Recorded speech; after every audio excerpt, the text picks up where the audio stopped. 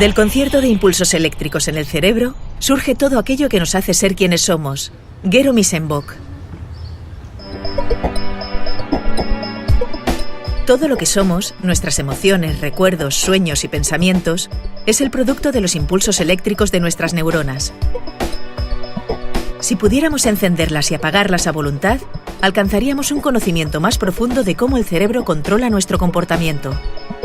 Esto es exactamente lo que está logrando Gero Missenböck de la Universidad de Oxford, mediante una técnica de la que es pionero, la optogenética.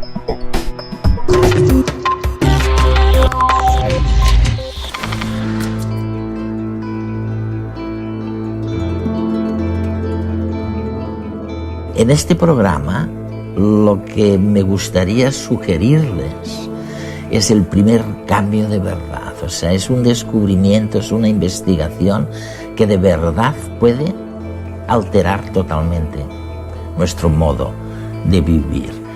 Se trata de utilizar la luz específicamente para conectar o desconectar neuronas y descubrir algo de esta manera de su misterio, lo que hacen y por qué.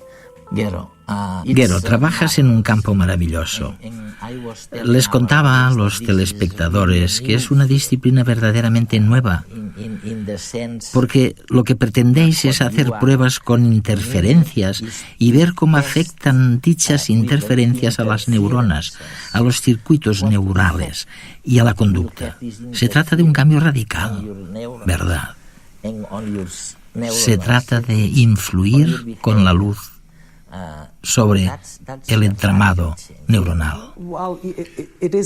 Sí que es un cambio radical hasta cierto punto.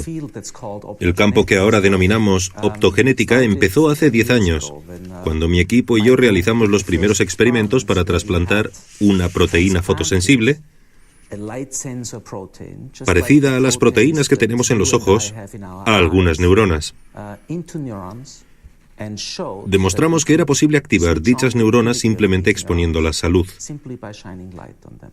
Muchos investigadores han estudiado el cerebro a través de intervenciones, como los famosos estudios de lesiones con pacientes que sufrían daños en algunas partes del cerebro. Eso es. De este modo se lograron pistas importantes sobre qué partes del cerebro, por ejemplo, intervienen a la hora de ver, hablar o moverse. Pero creo que todos esos intentos eran bastante rudimentarios comparados con lo que podemos hacer ahora. Increíble. Y vosotros aplicáis luz al cerebro. ¿Cómo lo hacéis? Hay dos ingredientes. El primero, como tú dices, es aplicar la luz. Si trabajas con un animal pequeño, como nosotros, que experimentamos con moscas de la fruta, simplemente arrojamos luz sobre todo el animal hasta que suficientes fotones alcanzan las neuronas que nos interesan y las activan. Y luego el segundo ingrediente es que hay que modificar dichas neuronas para que contengan una proteína que responda a la luz. Lo logramos con ingeniería genética. Ingeniería genética. En efecto, para explicarlo, a menudo recurro a la analogía de una emisión por radio o por televisión, como la que verán los telespectadores de tu programa. Se necesitan dos cosas. En primer lugar, un receptor, una antena para captar la señal y volver inteligible el mensaje. En nuestro caso, el receptor es la proteína fotosensible que hemos incorporado a las neuronas por ingeniería genética. En segundo lugar, se necesita la señal para la transmisión, que en nuestro caso es un haz de luz.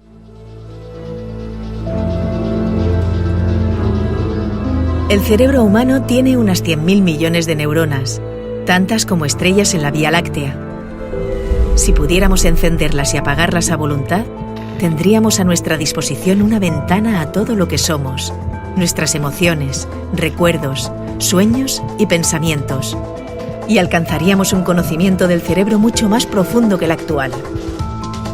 La herramienta que hará esto posible es la optogenética, una técnica que permite colocar interruptores en las neuronas para encenderlas y apagarlas con inofensivos haces de luz. ¿Cuál es la receta para lograrlo? Las neuronas pueden estar encendidas o apagadas, y la información sobre su estado se transmite rápidamente por toda la célula en forma de descarga eléctrica. Esta información que pasa a las siguientes neuronas del circuito es el impulso nervioso. Para que podamos encender las neuronas a voluntad, debemos instalarles un interruptor. Este es el papel que cumplirán las opsinas, unas proteínas que responden a la luz y que no se encuentran en las neuronas. Para que la optogenética funcione, necesitamos dos tipos de opsinas muy concretas, y para encontrarlas tenemos que ir muy lejos. La primera opsina proviene de un alga unicelular y responde solo a la luz azul. En los lagos salados de Egipto encontramos en unas arqueobacterias la segunda opsina que responde solo a la luz amarilla. Ambas son producto de un único gen y, al igual que un interruptor, activan e inhiben la célula. El siguiente paso es lograr que se formen opsinas en las neuronas. Para conseguirlo, contamos con las herramientas de la terapia génica. Para instalar los genes de las opsinas en las neuronas, utilizaremos unos virus especiales. Estos harán de vehículos e insertarán el gen en las neuronas, que a partir de entonces fabricarán las opsinas como si fueran suyas. Sin embargo, la tarea no es tan sencilla. En el cerebro están entrelazadas numerosas clases de neuronas, y no necesitamos opsinas en todas ellas, sino solo en las neuronas que queremos estudiar. Para ello, debemos dotar de una señal al gen trasplantado que le indicará cuándo fabricar la opsina. Esta señal solo se activará en las neuronas que nos interesa estudiar. Así, aunque los virus llevaran el gen de la opsina a diferentes tipos de neuronas, solo serán fabricadas en aquellas que responden a la señal que les hemos añadido.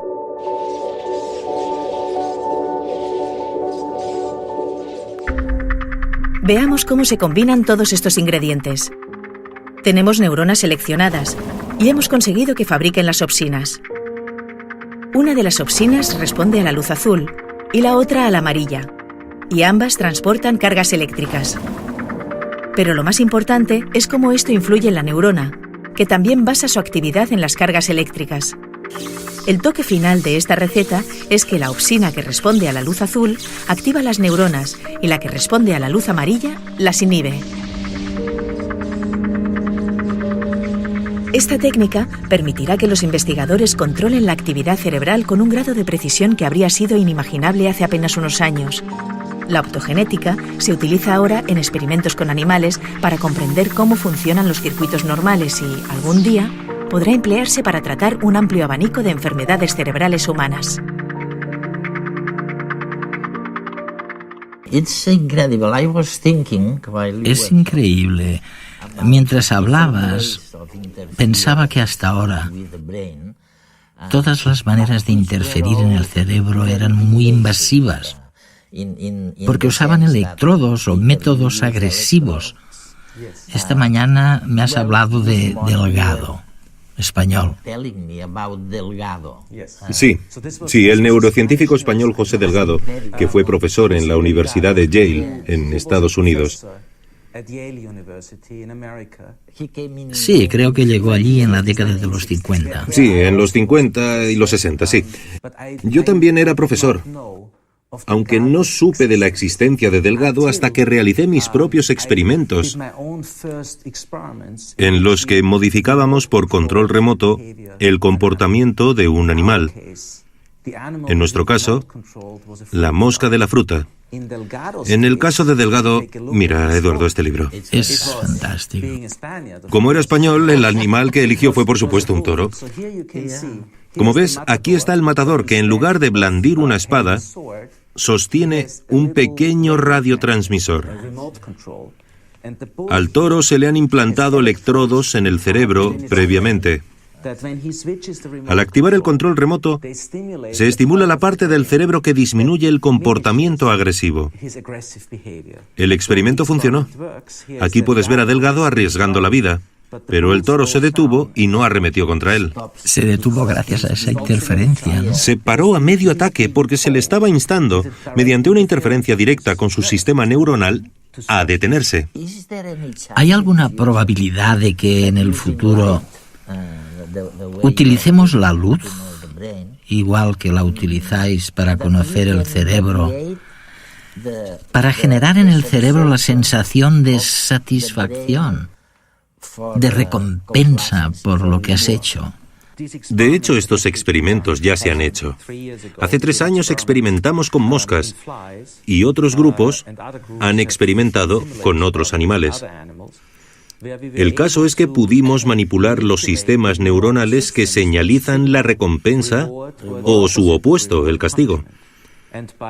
Activar las recompensas mediante control remoto óptico generó en los animales la sensación ilusoria de que ciertas conductas estaban asociadas con resultados positivos o negativos. Como resultado de ello, los animales modificaron permanentemente su conducta. Aprendieron de un error que jamás habían cometido o de una recompensa que jamás habían recibido. Es decir, logramos programar artificialmente recuerdos nuevos en el cerebro de los animales y luego medimos cómo actuaban según los contenidos de esos recuerdos que habíamos creado artificialmente. Veamos 2 experimentos con optogenética realizados por Missenbach. Las moscas tienen unas neuronas especializadas en huir de las amenazas. El equipo de Missenbach modificó estas neuronas mediante optogenética y, al iluminarlas, las moscas intentaron huir como si hubieran sido amenazadas. Pero, ¿cómo sabían los investigadores que las moscas no se habían asustado simplemente por ver el rayo de luz? Las neuronas que desatan la reacción de defensa no están en el cerebro de la mosca, sino en su equivalente de la columna vertebral. Como las moscas de la fruta pueden vivir un tiempo sin cabeza, los investigadores las decapitaron y el resultado del experimento fue el mismo, lo que demostró que la manipulación optogenética dio el resultado esperado. En el segundo experimento, Missenbach se preguntó si sería posible implantar recuerdos falsos en un cerebro. En cada uno de estos compartimentos hay una mosca y 2 olores distintos, uno en la mitad derecha y otro en la mitad izquierda. Cada vez que las moscas llegan a la zona donde se mezclan los olores, deben decidir si dar la vuelta o si continuar y probar algo nuevo. Los olores que siente la mosca son nuevos para ella y no los asocia a nada positivo ni negativo. A pesar de ser pequeñas, ellas también aprenden e identifican estímulos con amenazas y con recompensas. Mediante optogenética, el equipo de Missenbach pudo controlar unas neuronas que intervienen en este tipo de aprendizaje y provocar que las moscas elijan quedarse en uno de los rincones del habitáculo. En otras palabras, los investigadores fabricaron un aprendizaje sin relación con lo que le había sucedido a la mosca. Increíble, ¿no? Es increíble, ¿no? Lo único que sé sobre las moscas de la fruta es que la naturaleza suele repetir patrones en todas partes. Cuando la naturaleza encuentra la solución para un problema, no es muy extraño que la repita. Así que me pregunto, ¿qué tienen las moscas de la fruta que pueda servir para entender nuestro cerebro? Evidentemente, las moscas no pueden hacer todo lo que hacemos nosotros, pero pueden aprender, tomar decisiones, buscar parejas para aparearse, comunicarse con ellas, elegir a la más adecuada. Pueden orientarse en lugares extremadamente difíciles, realizar hazañas de locomoción que los ingenieros de los laboratorios más punteros son incapaces de imitar. Y todo eso con un cerebro del tamaño de la cabeza de un alfiler. Es increíble. Al estudiar un organismo así de simple, creo que podemos desentrañar principios fundamentales sobre cómo funciona el cerebro aplicables a animales más complejos, como nosotros. Creo que al estudiar este animal relativamente simple y manejable, podemos esclarecer los principios fundamentales del funcionamiento del cerebro. ¿Y qué haces para llegar a esta conclusión de dominar la conducta? Normalmente trabajamos de un modo descendente, de arriba abajo. Es decir, empezamos planteándole al animal una tarea conductual. Por ejemplo, le pedimos que aprenda y recuerde algo, o le pedimos que tome una decisión. Luego vemos cómo podemos interferir en el sistema de un modo controlado, ya sea para recrear la conducta mediante estimulación óptica directa de las neuronas relevantes o para interrumpir la conducta mediante ciertas conexiones neuronales. Partimos de la conducta del organismo para analizar después los mecanismos celulares y moleculares subyacentes. Así que se basa en el control. Intentáis controlar la conducta. Muchos no se dan cuenta de que el control es una parte esencial de la investigación científica. La mayoría opina que en la ciencia la observación es lo más importante. Y sin duda es cierto, al menos en las fases iniciales, pero a medida que adquirimos una comprensión cada vez mayor de cómo funciona la naturaleza, es importante poder interferir y descubrir si nuestras ideas son correctas o incorrectas. Debemos poder realizar experimentos controlados para comprobar si lo que creíamos es acertado o fuera de lugar. Muchos me dicen, claro, quieres controlar el sistema nervioso para sacarle el máximo partido o para cambiarlo con ingeniería, para mejorarlo. No es el caso. Es un mero mecanismo para comprender mejor cómo funciona el cerebro.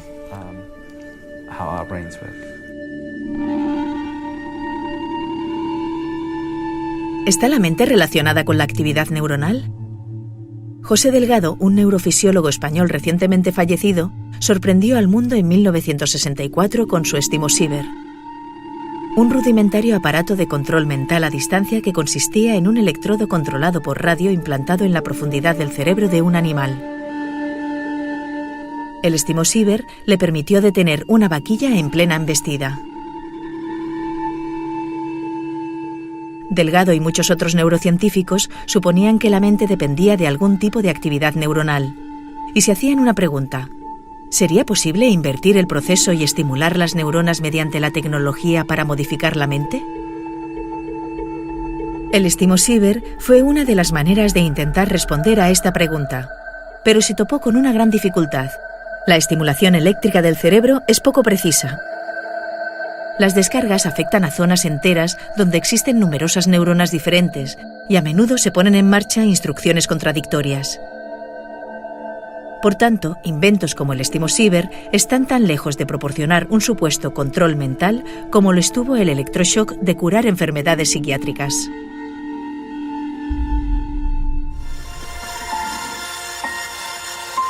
Esta es la misma dificultad con la que se encuentran algunas terapias usadas hoy en día y basadas también en la estimulación eléctrica profunda.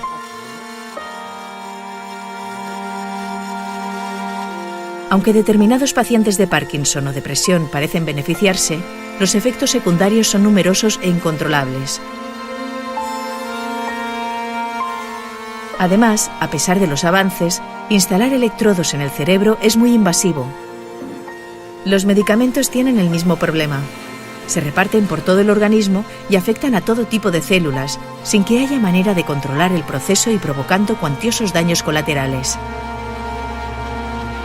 La optogenética podría ser una solución a estos problemas. Mediante esta técnica poco invasiva, podemos utilizar la luz para estimular las neuronas que nos interese estudiar sin afectar al funcionamiento normal del resto de neuronas. Pero eso tardará todavía mucho en llegar.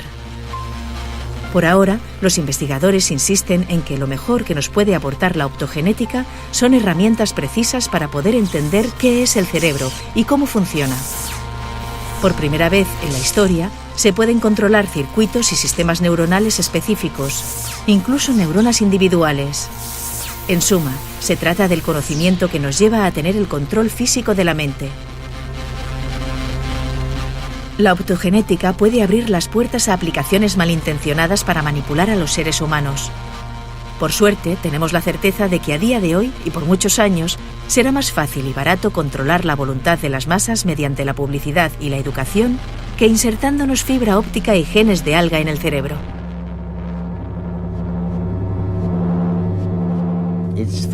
Es fascinante porque lo que sugieres es que tal vez podamos controlar, por ejemplo, la depresión o la enfermedad de Parkinson. Ahora hablamos, ya lo sé, del futuro.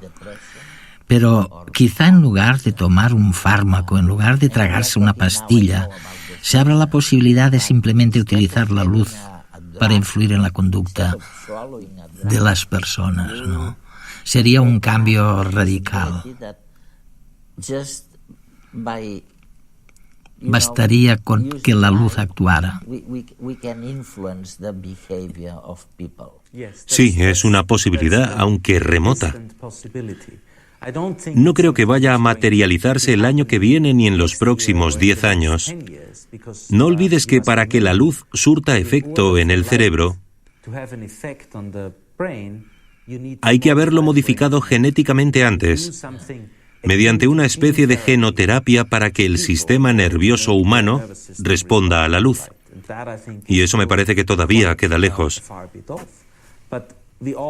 Aun con todo, debemos recordar que nuestro sistema nervioso es un sistema físico que trabaja con señales eléctricas y químicas y que hasta ahora hemos modificado con éxito algunas funciones del sistema nervioso con medios químicos. Has mencionado los fármacos, pero lo que se ha utilizado relativamente poco, con contadas excepciones como la estimulación cerebral profunda, es la interferencia física en el cerebro. Y se podría esgrimir el argumento de que los medios físicos probablemente sean más precisos que las pastillas a la hora de corregir el mal funcionamiento del sistema nervioso. Si es necesario, claro. En el futuro, ¿hay alguna posibilidad de desactivar ciertos deseos o ciertos sentimientos del cerebro? Si alguien está siempre enfadado o es violento, ¿crees que lograremos desembarazarnos de alguna de estas sensaciones, sentimientos? Hay una larga historia de esfuerzos por controlar. Por ejemplo, la depresión o las dificultades conductuales mediante un amplio abanico de medios. Desde las intervenciones de neurocirugía de la década de 1950, que eran increíblemente toscas, hasta las intervenciones farmacológicas. Por supuesto, también existe la posibilidad de que podamos interferir en las neuronas que participan en los estados anímicos y emocionales. Sin embargo, creo que ahora mismo simplemente no conocemos suficientemente qué son y qué hacen estas neuronas como para que ninguna de esas posibilidades sea realista. Para esto, en realidad, somos afortunados.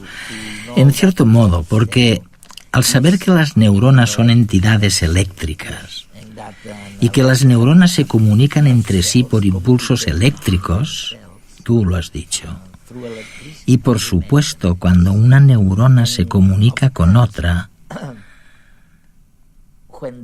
a veces algo cambia. Hay un aumento o disminución en el voltaje. Siempre digo que en realidad todos nos engañamos pensando que hay alguien ahí dentro, en nuestras células, ¿no? Que hay un Eduardo y un Gero ahí dentro. Sin embargo, lo más probable es que no haya nadie ahí, solamente neuronas enviando impulsos eléctricos.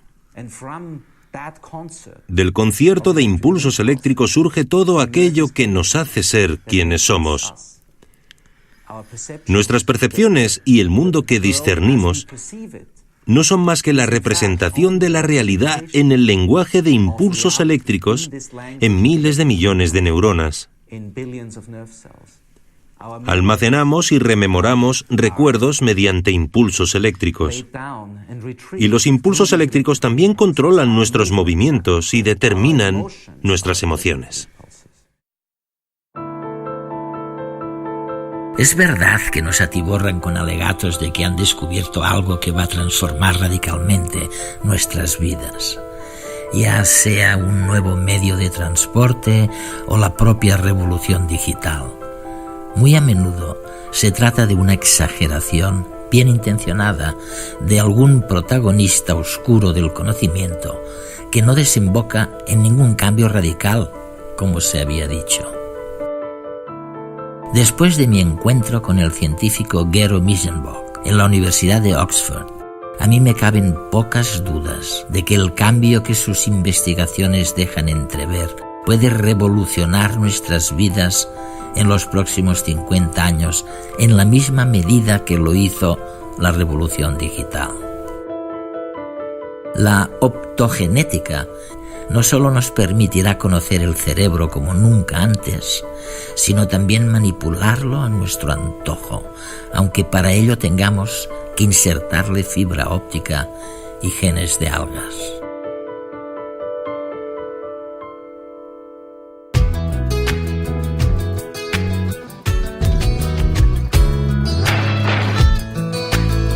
¿Por qué para los astronautas cuando están en el espacio el tiempo pasa distinto que para las personas que estamos aquí en la Tierra?